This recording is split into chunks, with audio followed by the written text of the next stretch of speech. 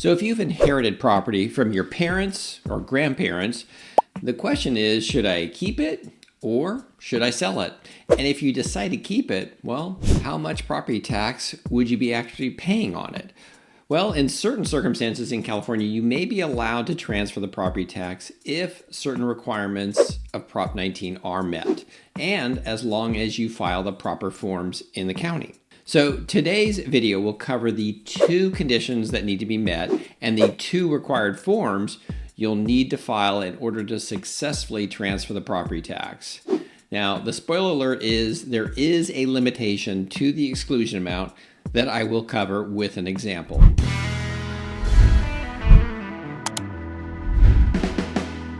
Hi, I'm Powell, a local real estate agent serving Ventura and the surrounding communities. And if you like my videos and want to stay up to date on all things real estate for Ventura and the surrounding area, well, I suggest hitting the like, subscribe, and bell icon to be notified of future content. Now, I'm not a tax expert, and this video is meant for educational purposes. So it's important to consult with a tax and legal professional to understand the tax implications of keeping an inherited house. Also, I would suggest watching my video Tax on Inherited Property for some additional tips. So, siblings that are considering keeping their parents' property in California may be able to transfer their parents' low property tax basis due to Prop 13.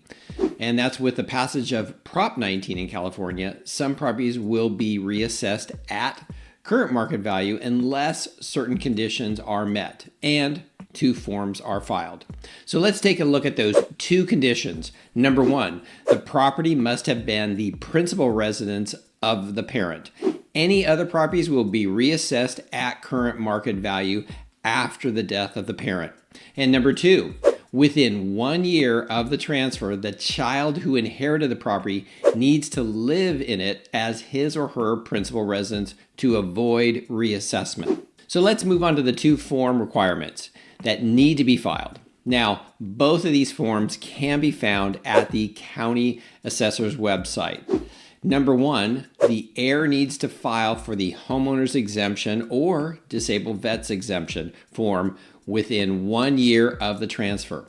Pro tip, if the property was inherited as a result of the death, the date of the death is considered the date of transfer for property tax purposes, not the date the property was distributed. Number 2 is file the claim for reassessment exclusion for transfer between parent and child form, which I'll put in the link in the description below. The claim form cannot be filed before the homeowner's exemption or disabled veteran's exemption.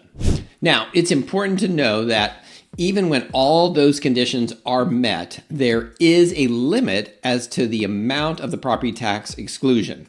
So, you will either qualify for a full or partial reassessment exclusion.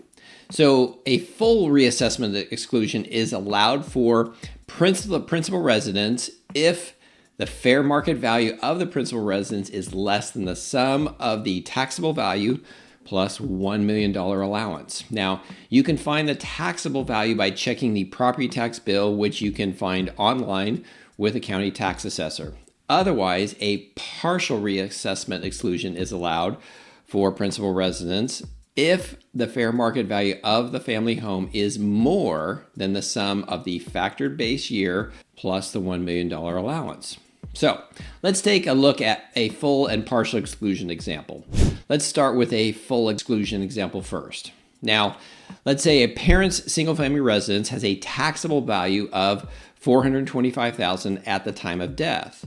Next, on the parent's date of death, the property has a fair market value of $1.2 million. So now we can calculate the sum of the taxable value of $425,000 plus $1 million allowance, which equals $1.425 million. So since the fair market value is $1.2 million, which is less than the sum of the factored base year plus the $1 million allowance, you would receive a full exclusion. Now, let's take a look at a partial exclusion example. We'll use the same single-family residence having a taxable value of $425,000 at the time of death. So here again, you add the taxable value of $425,000 plus the $1 million allowance, which equals $1.42 million. But this time the fair market value is $1.7 million. So now you take the difference between 1.7 minus 1.425 million, which is $275,000. Now you can take the current value of the $425,000 plus the $275,000 to come up with the new taxable value of $700,000.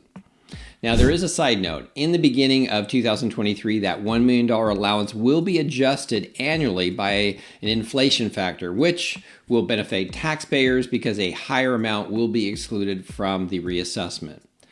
One other issue that I discovered when working with the assessor's office is with multiple heirs. And in a situation where an inherited property that had 3 siblings as heirs, just one of the siblings was going to live in the property, and the tax assessor would only grant a 1/3 tax exemption. So if this is your situation, then I'd highly recommend getting legal and/or tax advice early on, since there may be some creative ways to increase your property tax exemption. So if you found this video helpful, please give us a like. Thanks.